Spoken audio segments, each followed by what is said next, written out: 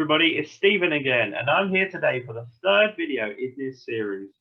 I hope you all had a really nice weekend and are all feeling refreshed and ready to learn again for the new week. So recently I've received many different questions about cryptocurrencies. So obviously this is a very hot topic at the moment.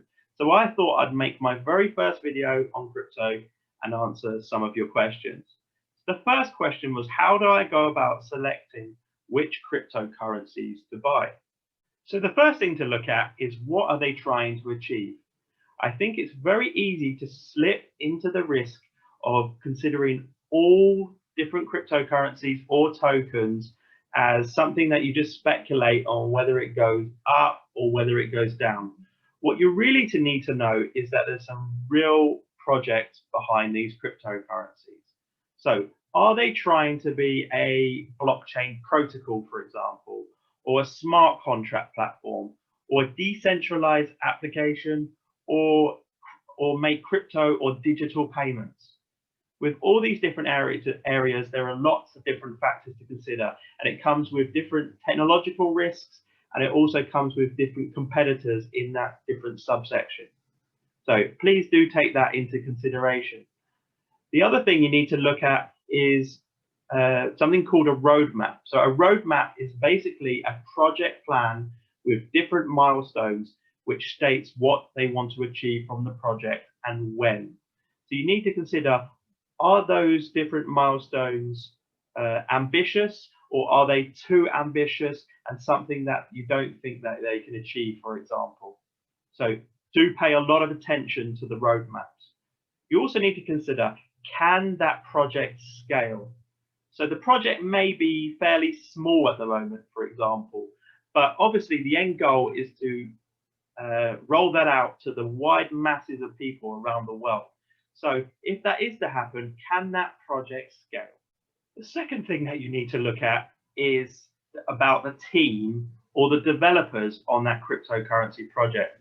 So you really want to know, do they have a track record of delivering from their previous roles or the companies that they had been working at before? And can they really deliver on those milestones outlined in the overall roadmap? So really what you want to look at is execution. The third one is the technology. So is the technology that they're trying to implement of a high standard, and is it cutting edge, and is it innovative? Does it give them a unique selling point from other cryptocurrencies out there? You also need to consider, is it an active cryptocurrency? So for example, you can also look on GitHub, which is a way of seeing whether regular updates are done to that blockchain or to that project, to make sure that they're regularly active and improving their project. The fourth area to consider is token economics. So what does token economics mean?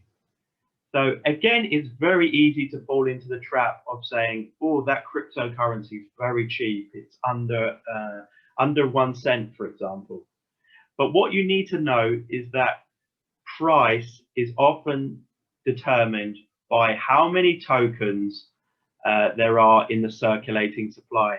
So obviously, if there's a very high number of tokens in the circulating supply, then obviously that's going to push the token price down and really dilute the value of your cryptocurrency.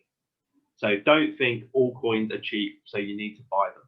The other thing you need to consider on token economics is how much of the cryptocurrencies do either the founders, the developers, or the early adopters actually own? And are there lockup periods involved in them holding the tokens?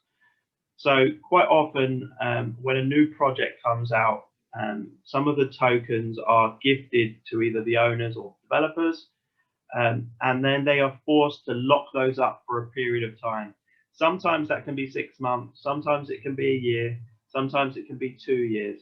But you need to be very cognizant of the fact that at some stage, those tokens could find themselves out in the real world and on exchanges, and this could cause either the founders or the developers to actually sell these tokens, and this could have a negative effect on the price. The fifth thing that you want to consider is marketing and exchanges. So just like everything in the real world, you want to know that the marketing of the project is of a high standard. This is to ensure that the future use cases of your project are going to be used by as many people as possible, and this should ensure that an increase in your cryptocurrency over the long-term period. You also want your cryptocurrency to be on some of the best exchanges out there.